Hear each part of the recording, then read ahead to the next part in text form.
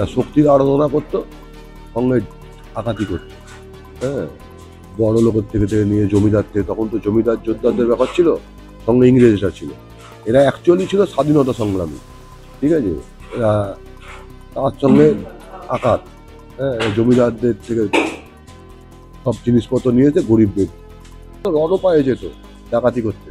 হ্যাঁ, এদের রণপা খুব প্রশিক্ষণ ছিল, বড় বড় পা, পাঁচের ওপরে বড় বড় পা ফেলে এখান থেকে শতাশাত চলে যায়। এই ঠাকুরটা সবসময় নিত্য পুজো হচ্ছে।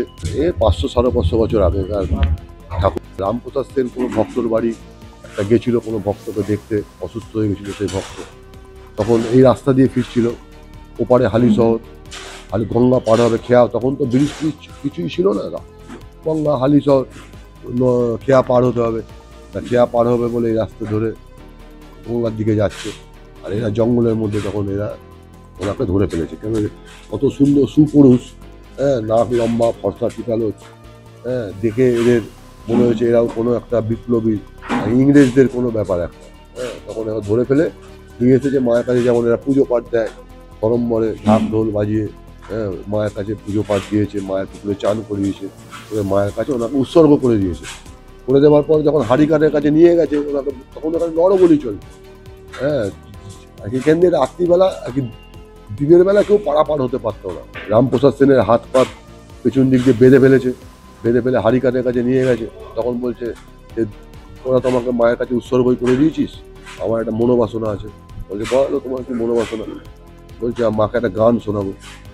বলছে শোনাও, গান শোনাও মাকে গান। ইলেক দ্বারা ওরে সমন মদন মোড়ে মাকে ডাকি, বিপদকালে ব্রহ্মময়ী আসেন কিনা আসেন দেখি।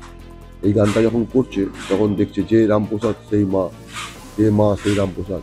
যেহেতু বড় সাধক, এরাও সঙ্গে বড় সাধক ছিল। হ্যাঁ, মায়ের সঙ্গে এরা ইয়ে করতো আর কি। তাই এরকম একটা প্রতিচ্ছবি দেখার পর থেকেই, সেই দিন থেকেই নরবলি এখানে বন্ধ হয়। অস্ত্রটা ওরা ব্যবহার করতো, সেই অস্ত্র মায়ের হাতে সমর্পণ করে দেয়। সেই আজও সেই অস্ত্র মায়ের হাতে বিরাজমান। এইগুলো যেমন দেশমাতৃকার কাজে করতেন, পাশাপাশি ওনারা এই অঞ্চলের যত গরিব মানুষদের মেয়েদের বিয়ে দিতে পারতো না, সেই মেয়েরা যখন তাদের কাছে সাহায্য চাইতেন, ওনারা মানে ডাইরেক্ট সাহায্য না করে ওনারা বলতেন যে রেখে আসবো একটা জায়গায় কিছু অর্থ, বাসন কোসন, তোমরা সেখান থেকে নিয়ে নিও।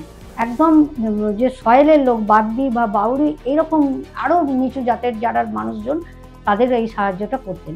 এবং এই কাজের জন্য তারা হয়তো সবসময় মূল স্রোতে সমাজের কাজটা করতে পারতেন না, টাকা পয়সা অস্ত্রশস্ত্র জোগাড় করতে পারতেন না, বা গরিব মানুষকে সাহায্য করার জন্য যে টাকা পয়সার দরকার তারা জোগাড় করতে পারতেন না।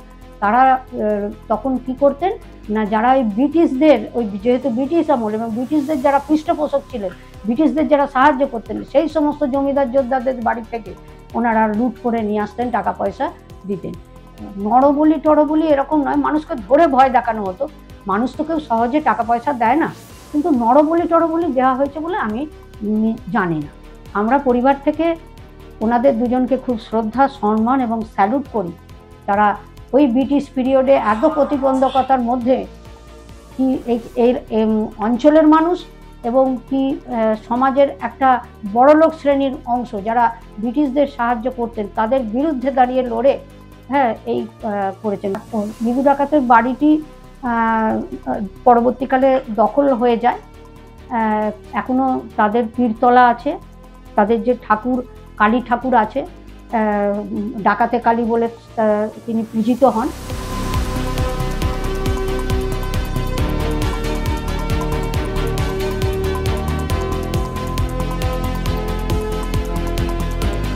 ফলো করুন সংবাদ প্রতিদিন ডিজিটাল।